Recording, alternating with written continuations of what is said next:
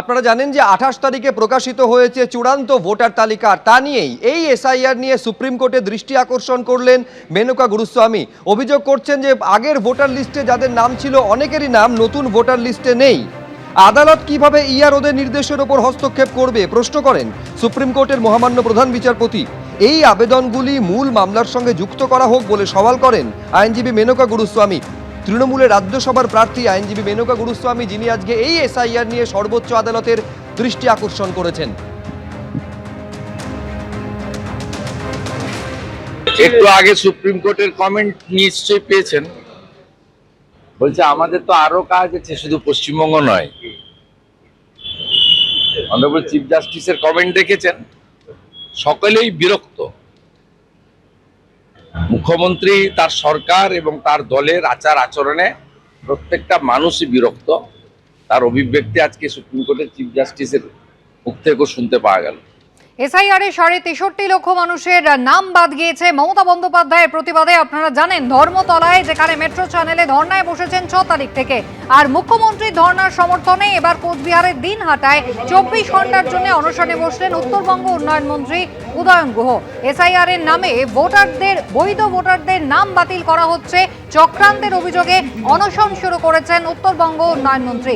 দিনহাটা মহকুমা শাসকের দপ্তরের পাশে 24 ঘন্টার তারই অনশন। কাজ নেই, সেই কারণে অনশন করছেন, কটাক্ষ করেছেন বিজেপি সাংসদ সুকান্ত মজুমদার।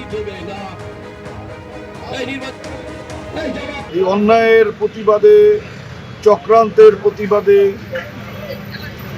যথার্থ নাগরিক তাদের ভোটাধিকার থেকে বঞ্চিত করার চক্রান্ত, পেছনের দরজা দিয়ে বিজেপিকে জিতিয়ে ক্ষমতায় বসানোর চক্রান্তের প্রতিবাদে আমাদের নেত্রী, রাজ্যের মাননীয় মুখ্যমন্ত্রী, তিনি কলকাতায় অবস্থান করছেন।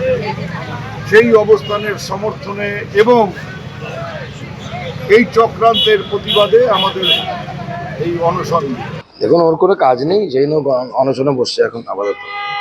বুঝতে পেরে গেছেন যে গতবারও হেরেছিলেন মূল ভোটে, পরবর্তী সময় বাই ইলেকশনে উনি জেতেন আমাদের নিশ্চিত প্রামাণিক ইস্তফা দেওয়ার পর বিধায়কের পদ থেকে। এবারও হারবেন, চিন্তা নেই। সে এখন থেকে হাওয়া তৈরি করার চেষ্টা করছে, ওসব হাওয়াই ফাওয়াই কিছু হবে না।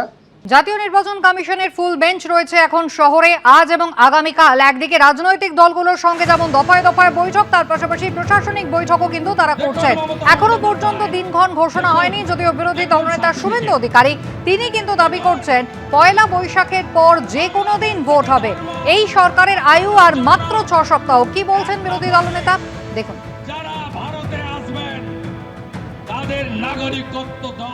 মানুষ জাগুন, মানুষ সব দেখছে। মানুষ যদি ঐক্যবদ্ধভাবে সংবিধানকে বাঁচাতে চান, তাহলে এই সরকারকে পরিবর্তন করতে হবে। আর মাত্র 6 সপ্তাহ আছে এই সরকারের। নির্বাচন পয়লা বৈশাখের পরে যে কোনো দিন ভোট হবে। আমরা কয়েকদিনের মধ্যে নির্ঘণ্ট পেয়ে যাব, তার চূড়ান্ত জায়গায় চলে গেছে।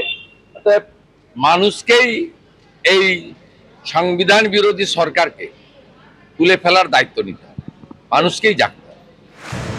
তৃণমূল মুখপাত্র জয়প্রকাশ মজুমদার রয়েছেন আমাদের সঙ্গে টেলিফোন লাইনে। জয়প্রকাশ বাবু, জাতীয় নির্বাচন কমিশনের ফুল বেঞ্চ তো রয়েছে শহরে, ইতিমধ্যেই বৈঠকও হয়ে গিয়েছে তৃণমূল কংগ্রেসের সঙ্গে।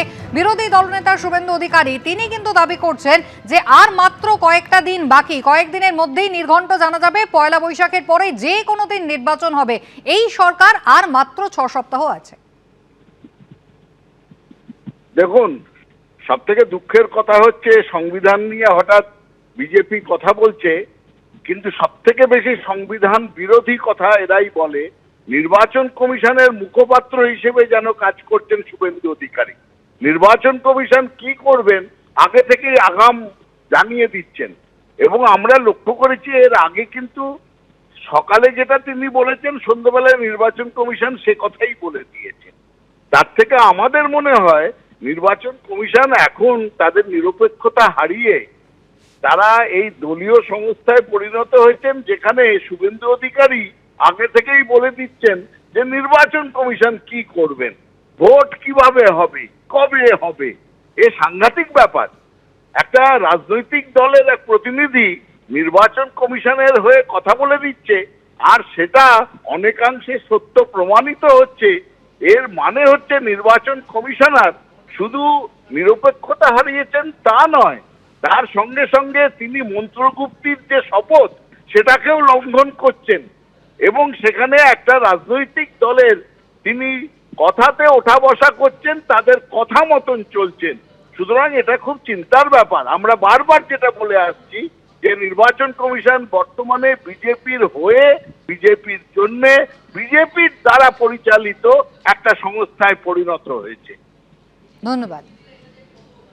এবিপি আনন্দ, এগিয়ে থাকে, এগিয়ে রাখে।